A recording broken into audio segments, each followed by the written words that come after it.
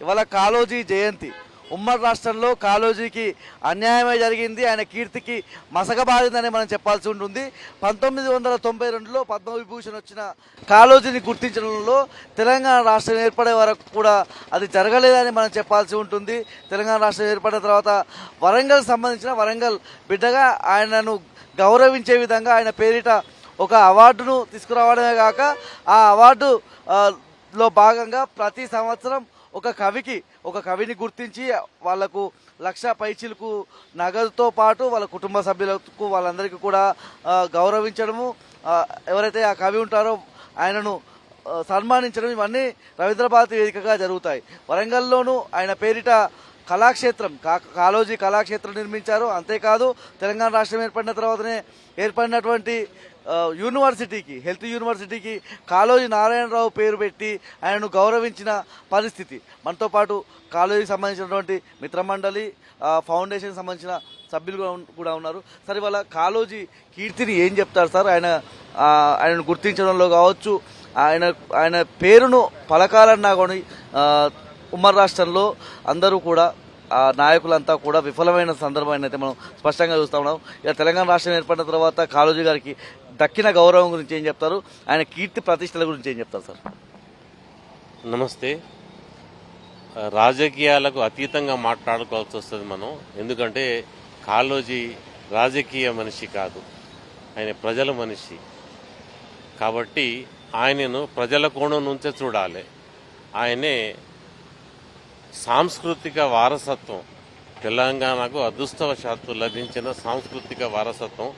సంస్కృతి అంటే సాహిత్యం, మిగతా అన్ని కళలు అందులో అంతర్భాగమై ఉంటాయి. కాబట్టి కాళోజీ పేరిట తెలంగాణ వచ్చిన తర్వాతనే మనం తెలుసుకునే ప్రయత్నాలు జరుగుతున్నాయి, తెలిసి వచ్చే ప్రయత్నాలు జరుగుతున్నాయి. ఇదెందుకు ఒక కాళోజీ అభిమానిగా నాకు బాధిస్తుంది. ఎప్పుడో తెలుసుకోవాల్సిన వ్యక్తిత్వం అది, ఎప్పుడో చదువుకోవాల్సిన సాహిత్యం అది. ఎందుకంటే ఆ మనిషి నా గొడవ అంటూ పడ్డ గొడవ తనది ఎక్కడా లేదు, పడ్డదంతా సమాజ ప్రజల గొడవే.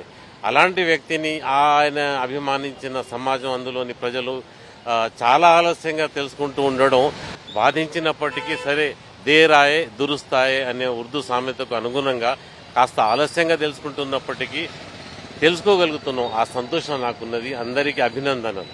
ఇవాళ కాళోజీ కళాక్షేత్రానికి సంబంధించి మోక్షం ఎప్పుడు, అది అందుబాటులోకి వస్తే జరిగే లాభం ఏంటి? వాళ్ళ సాహిత్యకారులకు కావచ్చు, కళాకారులకు కావచ్చు, అది ఎలా ఉపయోగపడుతుంది సార్?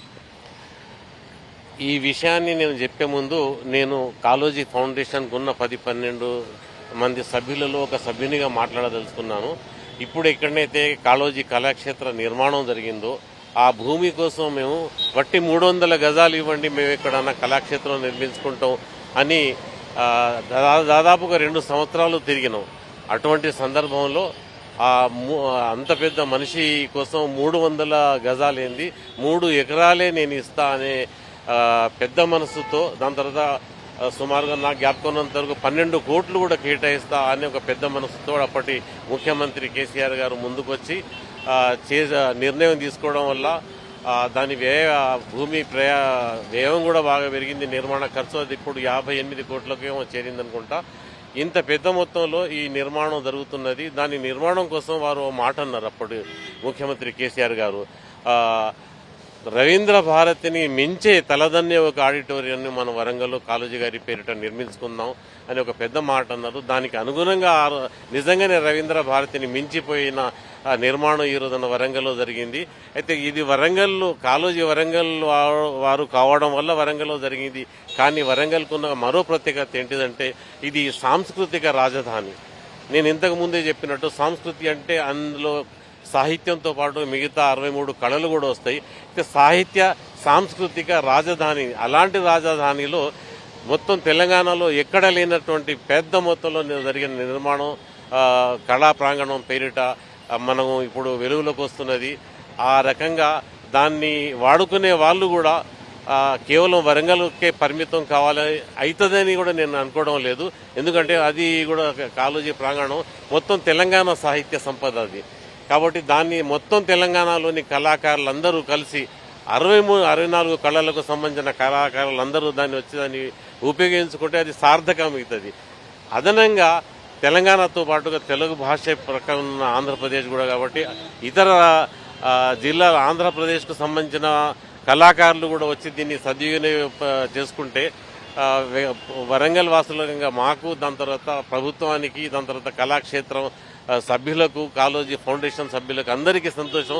అలాగే రెండు రాష్ట్రాలకు సంబంధించిన కళాకారులకు అందరికీ సంతోషంగా ఉంటుందని, వారందరూ దాన్ని ఉపయోగించుకోవాలని మనవి చేసుకుంటున్నాం. ఈ ప్రాంతానికి సంబంధించి కవులు, కళాకారులు తయారు కావడంలో కావచ్చు, ఆర్ట్స్ అనేది పెరగడంలో కావచ్చు, ముఖ్యంగా నృత్య రీతులు ఇలాంటి ప్రదర్శనిచ్చే పిల్లలకు సంబంధించి రవీంద్ర భారతి వరకు వెళ్లాల్సి ఉండేది. ఇప్పుడు ఇది అందుబాటులోకి వస్తే ఎలా ఉండను సార్?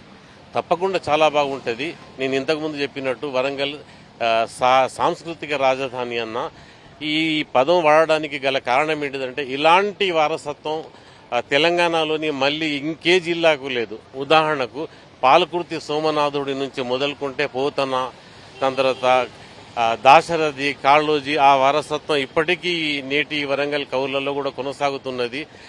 ఈ రకంగా ఇది సాహిత్య సాంస్కృతిక రాజధాని. ఇక్కడి పిల్లలు ఇంతకు ముందు మాకు సౌలభ్యం లేక మేము కవి సమ్మేళనాలను పెట్టుకోవాలంటే మాకు మేమే ఖర్చులు చేసుకొని కవి సమ్మేళనాలను నిర్వహించుకునే వాళ్ళం. ప్రభుత్వం పక్షాన ఒకే ఒక కవి సమ్మేళనం జరుగుద్ది. అది ఉగాది సందర్భంలో 1000 స్తంభాల గుడిలో. అది కూడా ఇప్పుడు ప్రభుత్వ పరంగా జరగడం లేదు. అంటే ఈ రకంగా ప్రభుత్వం సాహిత్యం పట్ల చాలా నిరాదరణ చూపుతోటే చూస్తున్నది. దృష్టి పెడితే సాహిత్యం ద్వారా వివేకవంతులు, విజ్ఞానవంతులు బయటకు వచ్చే అవకాశం ఉంటుంది. సమాజానికి కవులు రక్షణ కవచం లాంటి వారు. ముందు చూపుతో సమాజాన్ని హెచ్చరిస్తూ ఉంటారు.